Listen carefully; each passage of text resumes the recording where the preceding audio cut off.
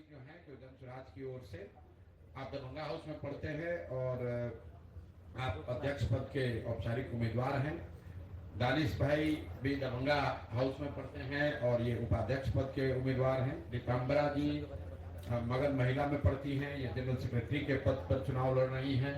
बगल में अनु यादव जी हैं जो कि संयुक्त सचिव के पद पर चुनाव लड़ रही है, मगध महिला में पढ़ती हैं।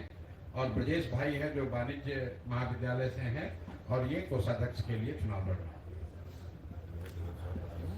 ठीक है भैया। सर, पटना यूनिवर्सिटी का जो ये स्थिति है, ये जदयू इसके लिए जिम्मेवार है या आरजेडी के लिए? पटना यूनिवर्सिटी की जो स्थिति है उसके लिए मूलतः नीतीश कुमार और भाजपा के लोग जिम्मेवार हैं। माननीय प्रधानमंत्री मोदी जी जिम्मेवार हैं जिन्होंने इसको सेंट्रल यूनिवर्सिटी बनाने की मांग को खारिज कर दिया और खारिज करते हुए ये कहा कि हम लोग इसको इंटरनेशनल यूनिवर्सिटी बनाना चाहते हैं।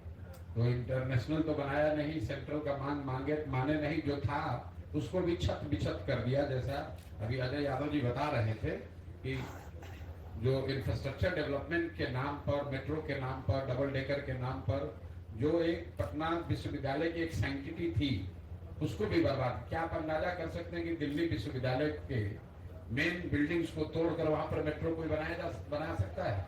वहां पर भी मेट्रो बना है, लेकिन हिंदू कॉलेज का या किरोड़ीमल कॉलेज का या रामजस की कोई बिल्डिंग तोड़ दी जाए, ये सिर्फ बिहार में ही संभव है। मुझे किसी ने बताया कि साइंस कॉलेज के एडमिनिस्ट्रेटिव डिपार्टमेंट का पूरा बिल्डिंग ही तोड़ दिया गया मेट्रो के निर्माण के लिए। ये तो इसके लिए मैं सरासर जिम्मेवार हूं।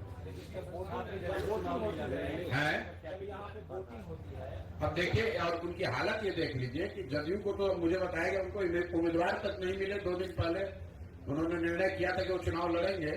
उम्मीदवार नहीं मिलने के चक्कर में वो लोग चुनाव भी नहीं लड़ रहे हैं डर के मारे। लेकिन चुनाव में जब वोटिंग होती है तो जनता की प्राथमिकता में कितना है? देखिए, जनता की प्राथमिकता में सीधे तौर पर पटना यूनिवर्सिटी का बिल्डिंग, वहां के कर्मचारियों का मामला, पढ़ाई का मामला हो या ना हो, जनता की प्राथमिकता में बिहार की ध्वस्त शिक्षा व्यवस्था तो है ही। और पटना विश्वविद्यालय में कौन बच्चे पढ़ रहे हैं? जो 20-25 हजार बच्चे पढ़ रहे हैं वो तो बिहार के परिवार से ही आते हैं। कोई ऐसा गांव, कोई जिला, कोई प्रखंड पंचायत नहीं है जहां के बच्चे पटना यूनिवर्सिटी में नहीं पढ़ रहे हैं या पढ़ने की इच्छा नहीं रखते हैं।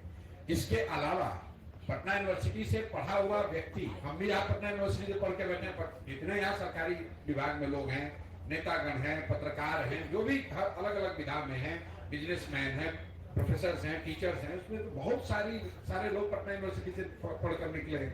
और जब वो लोग पटना यूनिवर्सिटी की दुर्दशा को देख रहे हैं, जब वो Cavendish, Faraday, Jackson, Minto hostel के हालात को देख रहे हैं या उसके बारे में हम लोग सुनते हैं, तो दुख होता है कि ये कितना बढ़िया यूनिवर्सिटी था, उसकी ये हालत हो गई है।